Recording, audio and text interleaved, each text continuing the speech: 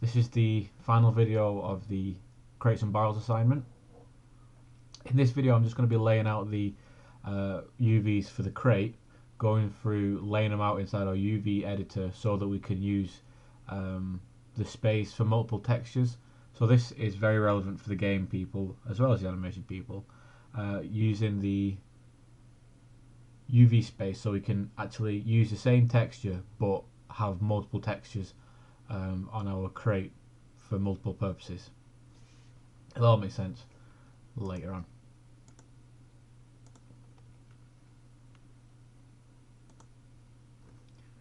Okay, so you might have something that looks like this, the crate. You might have the one which has the actual planks inset on them.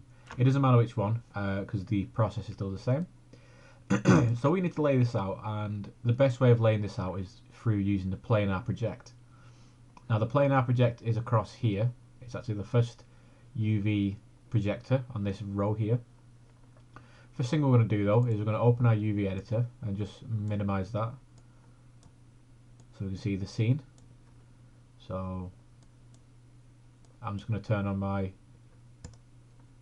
UV normals so I can see it a bit better.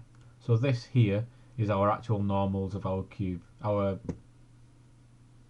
geometry at the moment. So the first thing we want to do, like I said, is project it in the y-axis, and remember that y is up or down. You can even use this little gimbal down here to get a quick reference. I'm going to go to UV, down to Planar, with our object selected, over to the Planar option box, click that, and then here's all our settings for our projection, and make sure this bounding box is set. Pardon me. And then we want to click project from and make sure that's set to y-axis. Make sure that keep image height, width and height ratio is the same, and everything else can be okay. So if we click project or apply, so click apply, you can see that here inside our 3D view we've got this square that appears, and that's basically our little symbol to show that we've projected from the y-axis. Now you can see inside our UV editor, I'll just close this now, you can see inside our UV editor that we've projected our face, our top of the crate, but so we'll project it like that, but what we're not seeing is we're not seeing these edges around the edges there. Now that's because when we project it, we're projecting it in a planar, and planars don't have any perspective. It's a purely orthographic view. Remember that orthographic means that it's got no perspective applied to it. So all our faces are contained inside this group here, but at this point they're just a bit hidden. So going off what we did in class, I'm just going to deviate a little bit. The first thing we did was probably split along this top edge here. What I'm actually going to do first of all is I'm just going to click in the center of our UV editor, so we're only selecting this face here. We're not selecting this face or this face. We're only selecting this middle face, and I'm just going to turn on this key here for our checkerboard, and I'm just going to pay close attention to this edge here, and I'm just going to start scaling in. Now as you see, as I scale in, these start to change, and what I'm doing by eye, so it won't be perfect, but what I'm doing by eye is I'm guesstimating when these would turn into squares. They are a bit skewed, but I'm just guesstimating when they'll turn into squares. So I'm going to say about there. Okay. So if we look back at our UV editor now, you can see that we've pulled in these new faces across the side here, these 4 new faces, and what these are actually the sides of our crate here. We've actually just drug it in and we've exposed them. Now obviously if we turn on our checkerboard again, we can see that these aren't square. And remember, for our UVs, especially for the VFX people and the animation people, your UVs need to be absolutely perfect, especially actually for the VFX people. You need to make sure that your UVs are laid out absolutely perfectly and everything is a perfect square like these. So we can see that now that these aren't perfect squares, and that's because when we have drug these in our UV editor, we've fanned these edges out, these diagonal edges. These relate to these edges in the scene here. Now obviously these are straight rectangles, long rectangles, but they're very straight. Everything from there to there, this angle here is 90 degrees. This angle from here to here, that's 90 degrees. And the same over here. This is 90 degrees from this edge to this edge, and then this edge to this edge is 90 degrees. But you can see here it's not. We're looking at a 45 degree or a 2 point, in this angle from here to here, this is a I can't think of the degree off the top of my head, but this isn't what we want anyway. First things first then, we're going to split this bottom group here, all these guys, we're going to split all these away from our top plane here, split them away.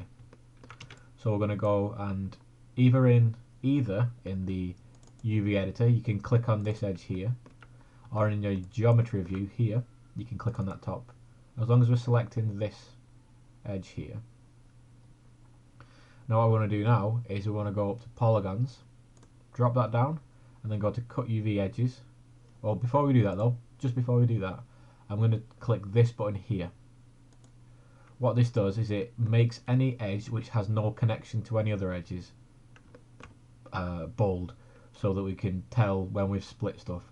Obviously the very edge is bold at the minute because there's no edges it's connected to. It's just that's just the border of our geometry.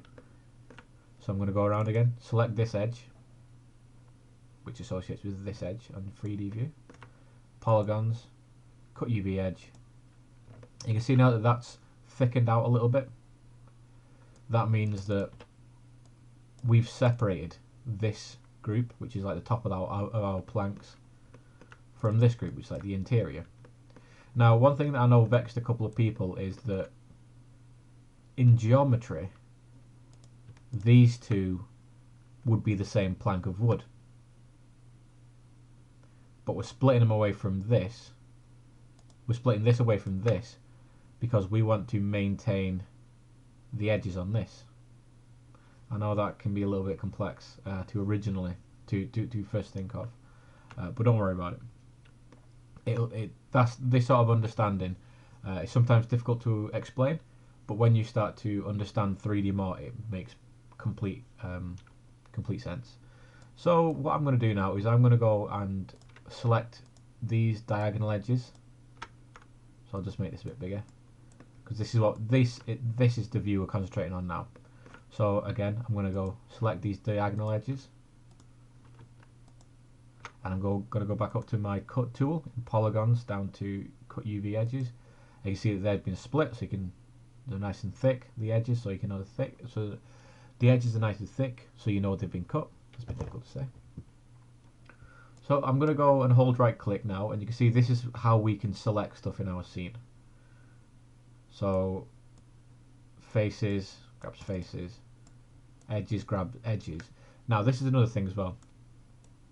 So a quick aside, the edge tool and the face tool, no, just the edge tool, sorry, inside our UV editor has a direct connection with our geometry out here, because inside our UV editor the edge selects the geometric edge. So in our geometry, and this is where it gets a little bit tricky to understand, in our geometry these two edges are still one solid piece. So when we select them inside our UV editor, it selects both edges like that. Pardon me. That comes into play a lot when we do our sewing later on. Not in this one though. So there's a direct connection. It still kind of recognises this is one geometric shape. Now if we go to UV, which is hold down right click into the right here, UV, we can now go select each one of these points of data, and these are a little bit like vertex, but they're the UV version vertex. So in our 3D view we've got vertex, and we can manipulate stuff with our vertex. In our UV editor window we can select stuff by UV, and that will move stuff inside this view, but then it doesn't affect anything in this view because we're only affecting the representation of our object. So don't worry too much about all that crazy information, because like I said, a lot of this information just makes sense the more you do stuff, the more you use the tools. So with those, remember that we need to cut these edges, so make sure that those edges are cut with these nice thick lines. So I'm going to go to UV, and I'm going to go and select. I'm not going to drag a selection box, I'm only going to click once on one of these edges, and using one of the arrows I'm going to move it. So by moving it I can tell to what edge this UV relates to. Now we want to keep these nice straight parallel lines. We want to keep them as straight as possible. These lines here and here. So I know that this is related to this edge. So I'm going to Z it back so it's its original position, and I'm just going to move it to the side. So now that exposes these two UVs, that UV and that UV. So I can take this one and just move it down a little bit. I don't need to move it all the way down here, I just need to move it so those have been separated a little bit. And I will just go through and just do that for each one of these corners, like this. Okay, so that I know that this one obviously is related to this, so I need to make sure that's nice and straight. There you go. Okay, again, I can tell that this here that I've got selected is related to this edge, so I need to move it along there so we maintain that really nice flat line, and then move this one here. So at this rate we've started to define these points here, these faces, these rectangles, and what side of the box they actually relate to. So now we want to make sure these are nice and straight, because obviously this, if we turn on our checkerboard again, we're still a little bit wobbly, we're still a little bit shaky on our UVs in these squares. So what we're going to do is we're going to align them. Now this again, it's a little bit of weird thinking at first. It's a little bit weird at first until you kind of understand the process. So these two points here, this point here, and this point here, they need to be parallel with this line here.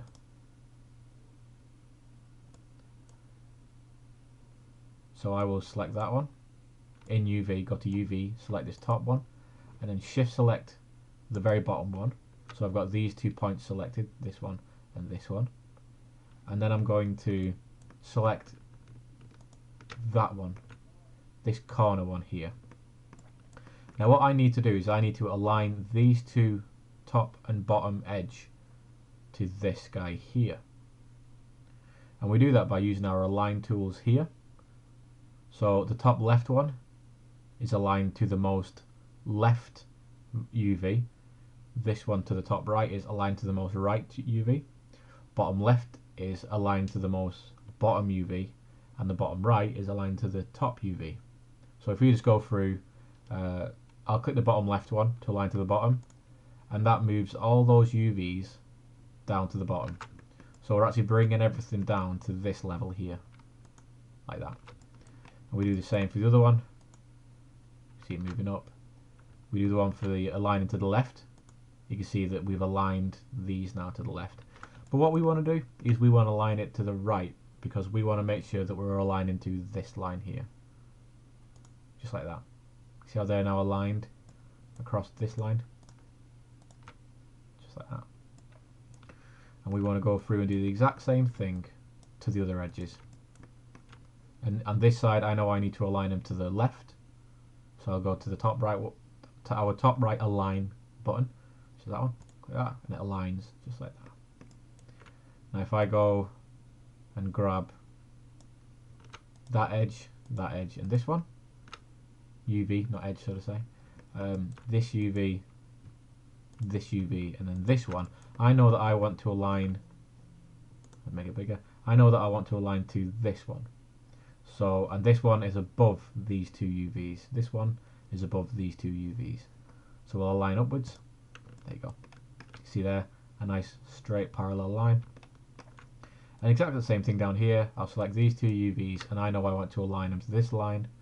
So I'll select either one of these UVs here and align it down. There you go. So now we've got this really nice equal division.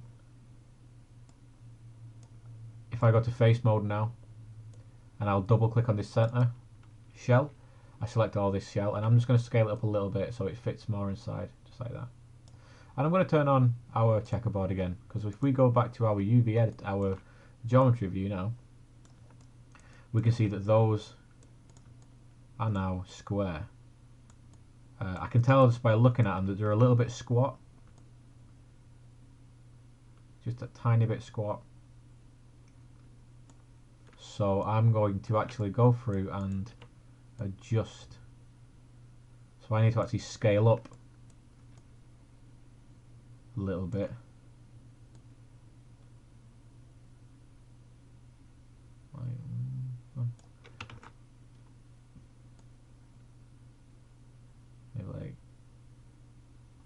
Maybe like that. And then I need to go through and realign my edges. Because when I've changed this, as you can see, when I change this, it changes our straight edges, these parallel edges we made. So I'm going to go select these two edges, and I know that I need to align them to this line, and this is the furthest to the left. So I'm just going to go through. These ones need to align to the right. These ones need to align to the furthest above them, and these need to align to the furthest below them. So there we go. So now if we go back here, turn on our checkerboard again, this little guy, there we go, much better. So you can see now that our UVs are now laid out with squares. So when we apply our texture, everything will be nice and even, and we're not going to have any skewed or warped textures, because that's what you don't want for games, VFX or animation. You don't want textures which are warped. So at that stage I'm not going to use my UV editor anymore, so I'm just going to move it out of the way, and all I'm going to do, I'm just going to turn off the checkerboard, all I'm going to do is reconstruct my cube. So I'm going to go through, and this is going to be sped up because we've all made this cube 1,000 times already, so I don't need to explain anything.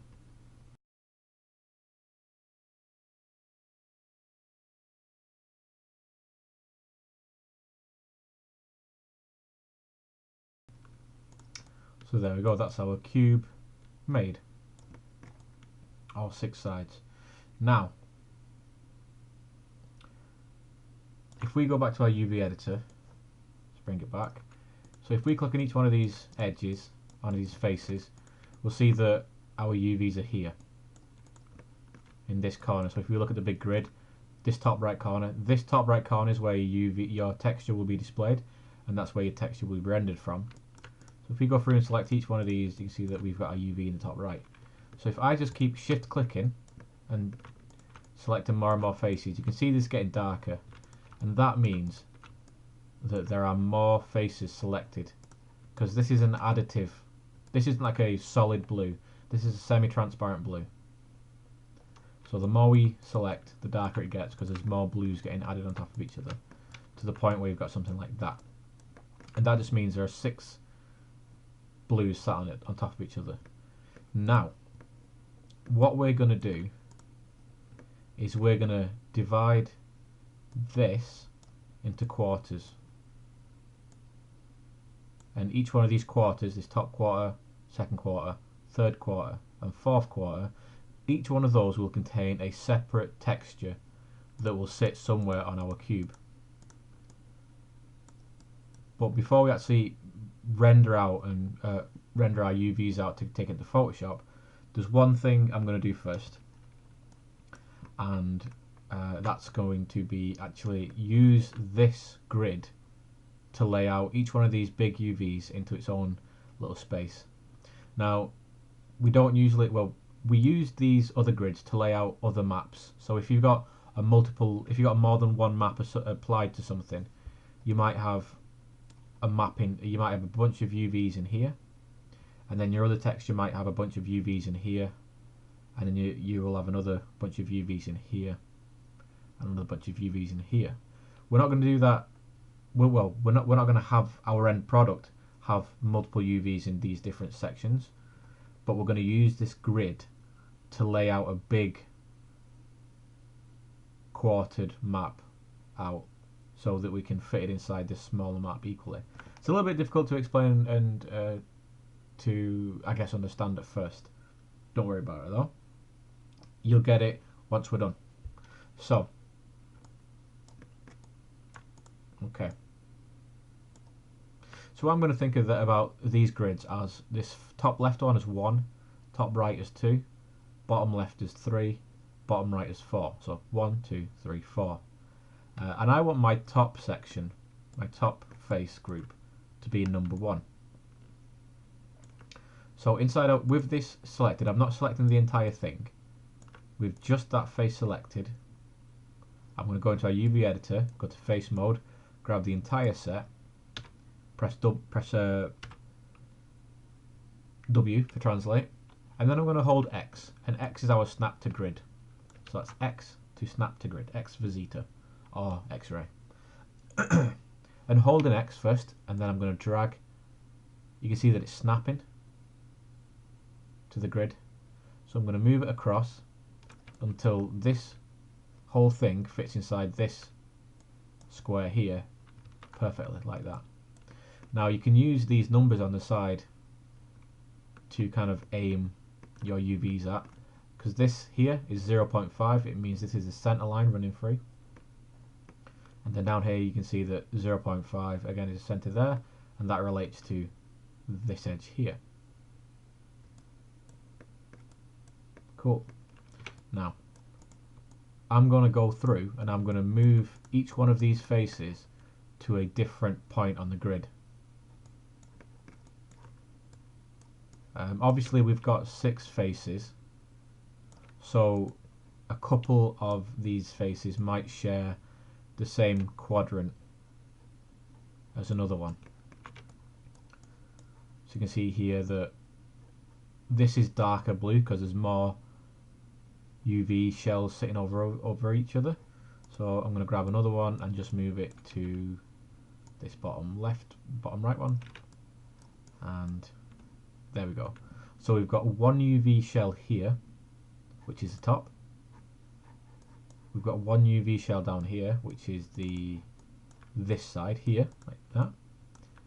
And then we've got 2 others here, which are laying over the top of each other. So we've got 2 here because it's a bit darker, and we've got 2 here because it's a bit darker. And at this point I'm going to save.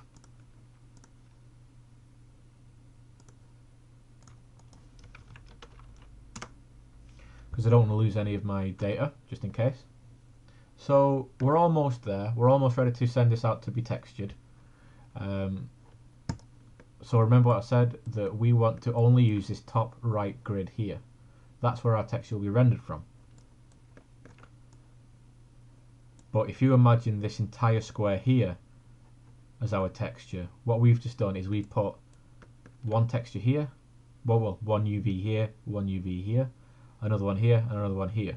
So each one of these little squares, each one of these big squares I should say, each one of these quarters can have a completely different texture applied to it. So, but of course we want all our UVs to be in this square, top right square here. So I'm going to select everything in my geometry, so make sure I've got everything selected. Don't combine everything, just select everything for now. And then inside our UV editor, I'm going to hold down right click and go to face. I'm going to drag a selection box over everything. So all these faces are now selected. So now with all these faces selected, I'm just going to move my UV editor window out a little bit, and then I'm going to make sure that I've got this button selected, this little hammer with 3 little lines coming off. This is our tool settings menu, and this menu will come up on the side. So I've still got, remember, I've still got my scale selected there, and the first option up here is something called discrete scale. And what discrete scale is basically it snaps into increments. So by default this will be set to 1, and this is basically 1 unit. So if I scale in here, it's not going to scale anything, because, well, it will be, but we're not seeing it scale because it's basically flipping itself. You can see there it's flipping like that. You can see the darker flipping over to the other side. So what we want to do is we want to change this to 1/4 of 1, which is 0.25 or 25%, like that. So make sure that, remember, so let's go over that again. Select all our faces, make sure that scale is selected, click our hammer with the 3 dots on it to bring up our tool settings, and then make sure that discrete scale is selected, so that we can change this number to step size to 0.25, which is 25% of 1. And then back in our UV editor, I'm going to D and V, holding D and V, and remember to move our manipulator and snap it to a vertex. I'm going to move that to the very top right corner there, and then I'm going to simply drag in, and you'll see that it's not moving just yet, but then it snaps again, and then one more time. There we go. So now all these edges are perfectly aligned to the edge.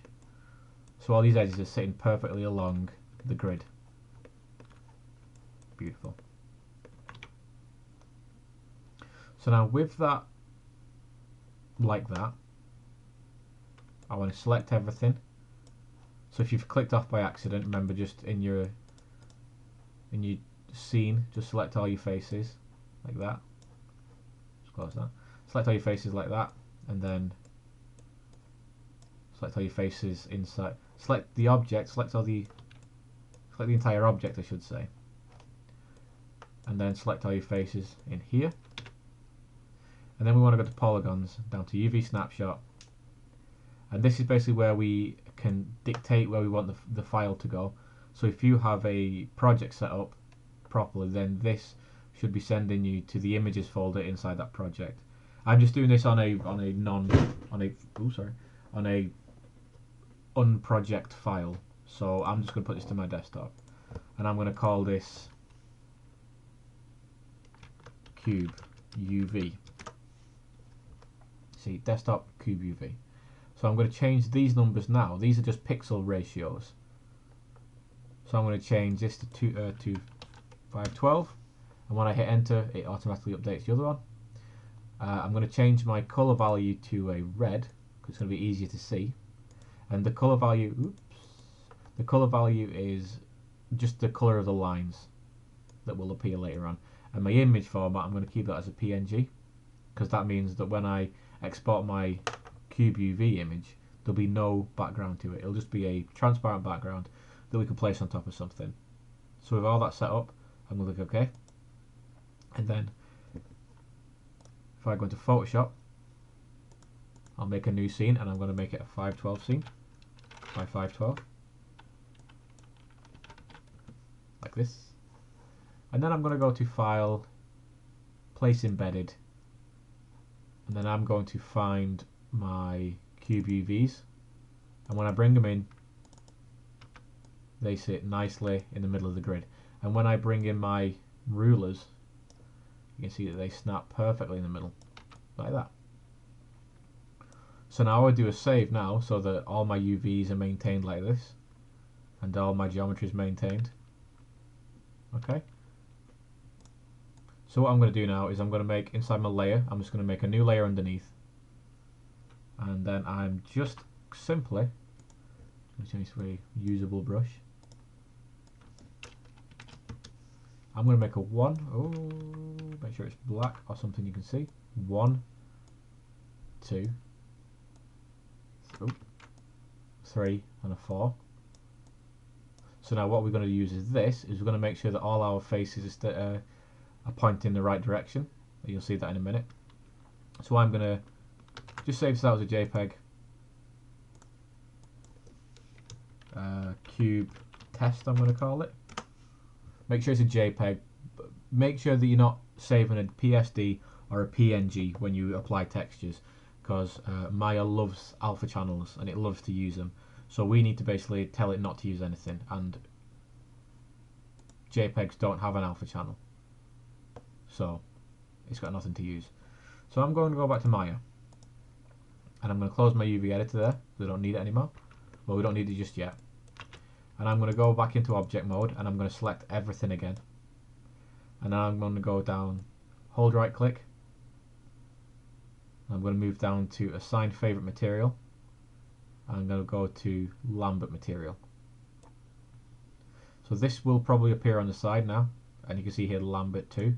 I'm going to click that, and I'm just going to call this cube for my own housekeeping. So now I'm going to apply my new texture that I've just made there to the color channel, and I do that by, well, let's just discuss what we're doing here then. So what I've got selected here is a color channel. So you can see if I just move this slider, I can change the color of this cube. You see, I can even change it to different crazy colors, such as this. But we want to put our texture inside the color channel. So I do that by selecting the checkerboard on the right, and then you get this menu, and then I'm going to look for this file, which is the fourth one down, bulge, checkerboard, cloth, and then file. So click file, and then you get taken to here. Now this is where we actually input what text we want into this image file here. So then I click on my folder, and I navigate to where I want where I put my texture. So there, I've input my texture as a cube test, and it should be applied to our texture. But it's not being rendered just yet, because I've not actually told Maya to render our textures. I do that very simply, just by clicking this little checkered ball here. So our texture is now been applied. You can see that my wireframe of my UVs that I kept on, that I kept on the image are here, and these numbers are here. Now, these numbers are not the right way around, you can tell. They need to be changed. And we can simply do that. I know that these two are sharing the same UV set. So if I open my UVs again, I'm just going to close this window. Yeah. So if I just select my entire object now, like that, I can tell that two faces are sharing 4 there. So obviously 4's in the right angle there, it's in the right orientation, but here, inside our 3D view, it's not in the right orientation. So with this selected, inside our UV editor view, I'm going to go click face mode, drag a selection box over this group here. So I've only got these faces selected, and you can see here I've got them selected. And then I'm going to use these two tools here. These are basically just rotate. And you can see what happens here. I'm rotating the actual shell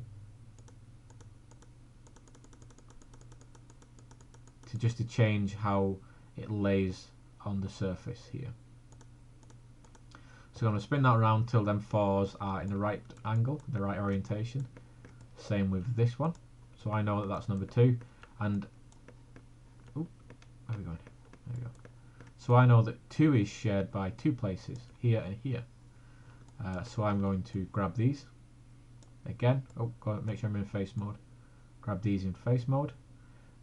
So I'm not dragging my selection box over too far, because if I go too far then I'm selecting all these.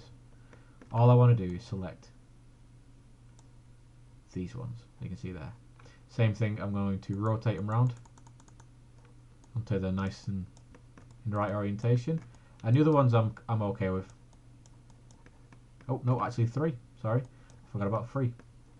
So I'm going to grab this one again using face mode. I'm going to rotate it around like that. So now if I just look around my object now, I can tell that these two faces are in the right orientation, this face is in the right orientation, and this face is the right orientation. The top and the bottom obviously can be in their own orientation in this sort of, because this is a perfect cube, they're going to fit perfectly inside here. If you had more asymmetrical textures, then obviously that would be a different matter, but for this we're fine. So again, at this stage I'd save it, just to make sure I don't lose any data, and then I would start applying textures to it. So I'm going to do that in another video, and we'll explore how to texture on top of these UVs that we've laid out, and then we're actually going to create some fancy maps, a specular map and a normal map, to give our texture a much more believable appearance.